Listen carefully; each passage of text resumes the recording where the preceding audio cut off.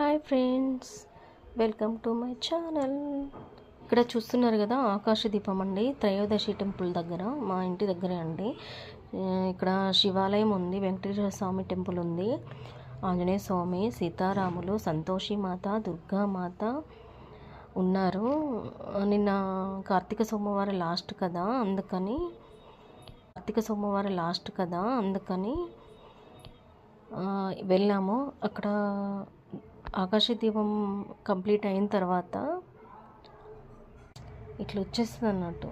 ఇప్పుడు కూర్చొని ఆ భగవంతుని స్మరిస్తుంటే, ఆ శివాయిని స్మరిస్తుంటే చాలా అంటే చాలా పాజిటివ్ వైబ్ ఉంటుంది.